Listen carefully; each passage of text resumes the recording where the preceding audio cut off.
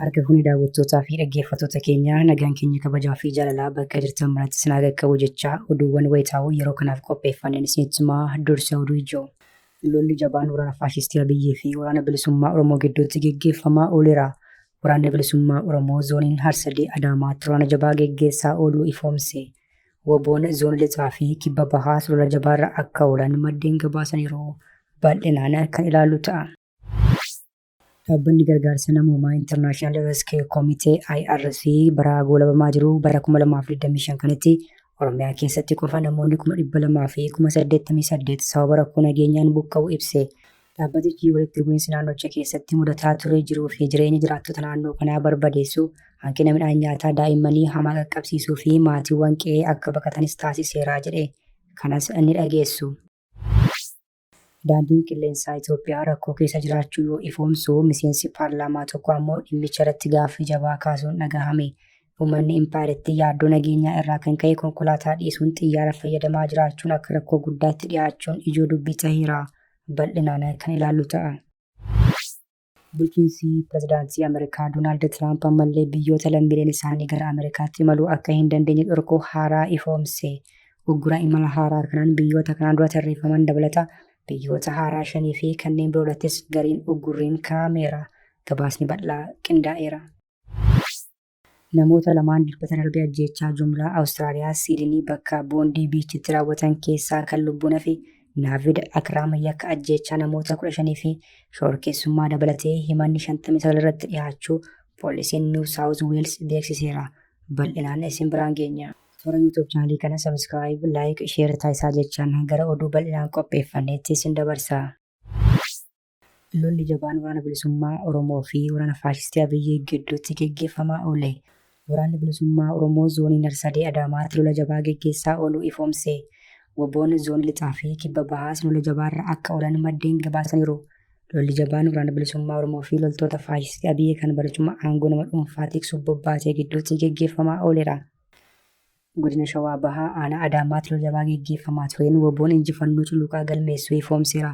Lolichi guyyaa har'aa geggeeffamaa kan oole yoo ta'u woboon loltoota PP kana baay'ee ajjeesuun 6 ammoo harkaan qabuun booji'uu ifoomse. Kana malees irree fi gaachanni saba Oromoo waraanni bilisummaa Oromoo zoonii Harsadee kun qawwee Akaamaa 11 hidhannoo 20 rasaasa Akaamaa 963 rasaasa Paakaamaa 634 boombii 3 huccuu waraanaa kumtaala 1 fi kophee 27 irraa hiikkachuu ifoomse. Lixa Oromiyaa godina Iluu Abbaa Booraa aanaa Buree fi Wallagga Bahaa aanaa Saasiggaa keessatti lolli jabaan woboo fi loltoota faashistii Abiyyii gidduutti geggeeffameera. Waraanni bilisummaa Oromoo zoonii lixaa lola bakkeewwan lamaanitti geggeesse kanaan injifannoo culuqaa galmeessuu ifoomse. Kun utuu kanaan jiru waraanni bilisummaa Oromoo zooniin kibba bahaa ammoo godina Arsii Bahaa aanaa Muuneessaa ganda Daamoo jedhamutti lola jabaa gaafa muddee 16 bara 2025 geggeesseen loltoota faashistii Abiyyii hedduu du'aa fi madoon adabuun qawwee Akaamaa 1 irraa hiikkachuu ibse.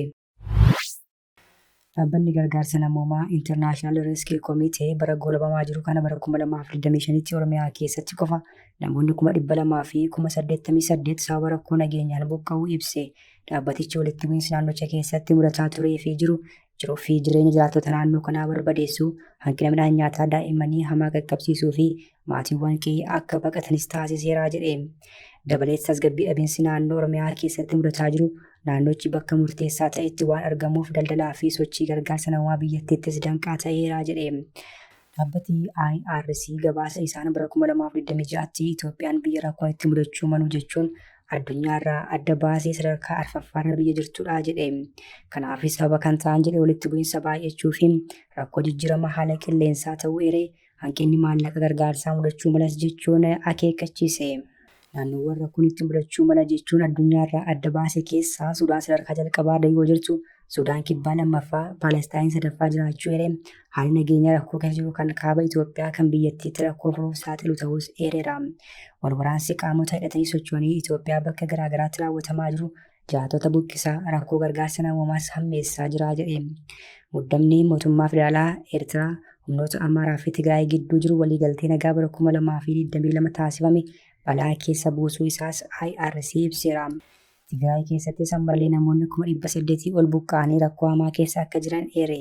Rakkoon jijjiirama haala qilleensaas bara 2026 kanatti hammaachuu akka danda'u gabaasichi akeekeera. Akka raaga haala qilleensaatti qilleensi laanikaa kaaba Itoophiyaatti bokkaa hamaa, kibba biyyattiitti ammoo gogiinsa hamaa fiduu akka danda'u eere. Kana hordofees balaan lolaa mudachuu danda'uun miidhaan namaa fi qabeenya irra gahuu akka danda'u, gogiinsi bakka mudatutti ammoo midhaan oomishamuu akka hir'achuu danda'u ibse. Dhaabbatichi dhiyeessii gargaarsa namoomaa gadi bu'aa akka jirus dubbateera. Keessumaa waggaa darbe kana gargaarsi dhiyaatu dhibbeentaa 50 gadi kufuu eere. Waggaa darbe kun hojjettoota gargaarsa namoomaaf baay'ee yaaddessaa kan ture ta'uu ibsuun ammas dhaabbilee fi hawaasni addunyaa gargaarsa namoomaaf akka tumsan gaafateera. Daandiin qilleensaa Itoophiyaa rakkoo keessa jiraachuu yoo ifoomsu miseensi paarlaamaa tokko ammoo dhimmicha irratti gaaffii jabaa kaasuun dhagahame. Uummanni impaayirtii yaaddoo nageenyaa irraa kan ka'e konkolaataa dhiisuun xiyyaara fayyadamaa jiraachuun akka rakkoo guddaatti dhiyaachuun immoo ijoo dubbii ta'eera. Manni maree bakka bu'oota uummataa jechuun kan of waamu paarlaamaan sirnichaa guyyaa kaleessaa yaadilee waggaa 5ffaa bara hojii arfaffaa yoo geggeessu, ministeerri geejjibaa fi loojistiikii Dr. Alamuu Simeetiif gaaffileen garaagaraa ka'uun gabaafameera. Miseensi paarlaamaa Qiddisti Arayaa jedhaman gaaffii kaasaniin akka impaayirtiitti namoonni baay'inaan konkolaataa caalaa bakkaa bakkatti socho'uuf xiyyaara fayyadamaa jiru. Kunis muddama hamaa uumeeraa jedhan. Namoonni akka isaan xiyyaara filataniifis sodaa nageenyaa irraa kan ka'e akka ta'e yaadachiisaniiru.